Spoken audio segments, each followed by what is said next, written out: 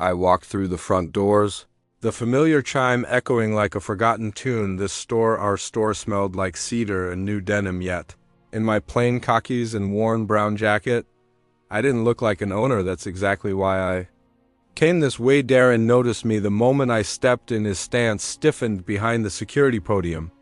Eyes narrowing with suspicion, he looked new, fresh out of training and full of assumptions. I didn't flinch. I moved slowly, deliberately, letting my fingers run across the sleeves of a charcoal blazer. It wasn't the material I was testing, it was the atmosphere. I tilted my head slightly, catching the tiny security camera in the ceiling corner still rolling. Good footsteps creaked behind me, heavy, uncertain. "You need help with something, sir?" Darren's voice tried to sound helpful, but the words felt rehearsed. I didn't look at him. "Just browsing." He hesitated, stepped closer. "We've had situations before, just trying to stay ahead of them." I finally turned, meeting his eyes. "Is that so?" He smirked. "Yeah, better safe than sorry. Depends on who you're calling sorry." He blinked. That one took a second to land across the room. Lana, the young cashier with icy eyes, pretended not to notice, but I saw her glance at Darren. He gave a tiny nod. She scurried to the register, adjusting stacks of receipts that didn't need adjusting. I picked up a dark jacket, held it up to my chest. "Check the mirror price check on aisle 4, Lana called suddenly, her voice too loud for the near-empty store. No one responded. That wasn't a real request. She just wanted attention. Darren shifted closer again. "That jacket's one of our hand items, limited edition. Might not be the right section for casual shoppers." I turned to face him fully this time. "You mean people like me?" He forced a grin. "No offense, sir, just saying we've had some confusion before. I own this place." His smirk cracked slightly. "Excuse me?" he asked. I said I own this place. I let it hang there. Well, half of it. He laughed, short, awkward, clearly thinking I was joking just then. Mrs. Carter rounded the corner from the fitting rooms, elegant in her floral scarf and strong in her stride. "Boy," she said loud enough to hush the store. "You following him like that because he's black?" Darren froze. She wasn't finished. "I've seen you watching me too, pretending like you ain't, but you are eyes, hard shoulders, tight, you uncomfortable." "Not us." Darren cleared his throat. "Ma'am, I need you to stay calm." "Oh, I am calm," she said, stepping closer. "This calm look different to you?" Lana's voice cracked in from the register. "We're just trying to provide a safe environment." "For who?" I asked, stepping forward. "Because from where I'm standing, the threat seems to be invisible." Darren looked at me like I'd just changed shape. "What's going on here?" Came a voice from the office door. Mr. Patel stepped out, his usual calm demeanor masking concern. He eyed Darren. Then back to Lana." "Elijah?" he asked quietly. Darren's eyes widened. "Elijah?" he repeated. I nodded slowly. Tried to tell him. Mr. Patel turned to Darren. "This is my business partner." Darren's mouth opened, but no words came out. "Partner?" Lana echoed, a nervous laugh slipping out. Mr. Patel didn't flinch.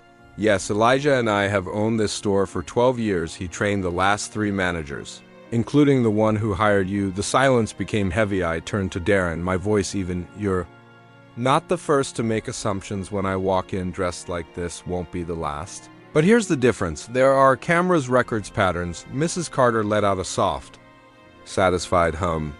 "I didn't mean any harm." Darren stammered. "Just doing my job. Your job is to protect the store." I replied, "Not police the skin tones of the people in it." Mr. Patel crossed his arms. "We'll talk in the back." Darren nodded, shrinking slightly as he disappeared behind the office door. Mrs. Carter turned to me, raising an eyebrow. "I thought I recognized you. You used to teach at Eastwood High, didn't you?" I smiled faintly. "Retired 5 years ago. Still schooling folks, though." "I see," she said, tapping my arm. He chuckled. "Some lessons stick better when they come with receipts." We shared a look, one that carried decades of experience of being watched, judged, resisted. "I appreciate you speaking up," I told her. She waved it off. "If I don't, who will?" Lana stood awkwardly behind the counter, unsure whether to apologize or hide. I walked up, laid the jacket on the counter. She reached for the tag, eyes a bit softer now. "I'll ring that up." She murmured. "No need," I said. "Just wanted to see how it fits." She paused. Confused, I gave her a long look. Sometimes people try things on to see what kind of attention they attract. Mrs. Carter laughed out loud at that one. I nodded to her and turned to leave. As I stepped outside into the soft sun, I felt the weight of that moment settle behind me, not anger, just the cold edge of recognition. The story would repeat, different city, different names, but the same shadows. Only now I knew where the cameras were and who was really being watched. I walked up to the counter slow, letting every step carry the weight of everything that had just happened, jacket in hand.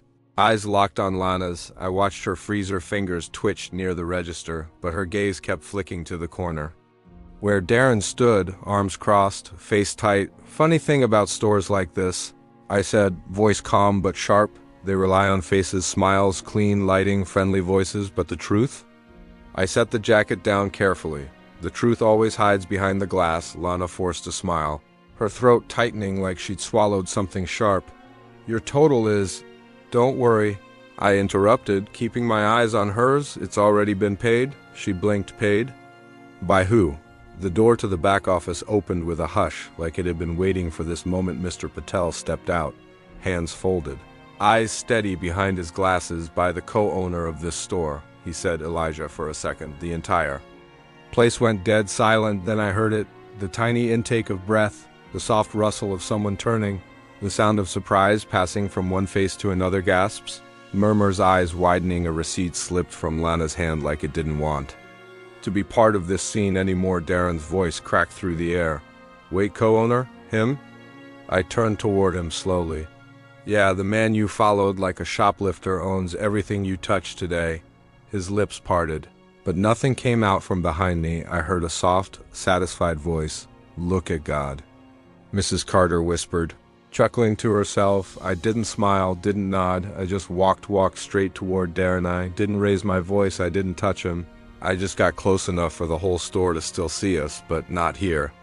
Everything. You judged me the second I walked in, I said, eyes locked on his. Didn't ask for my name, didn't ask if I needed help. You just saw skin. He opened his mouth. Sir, I was just doing your job?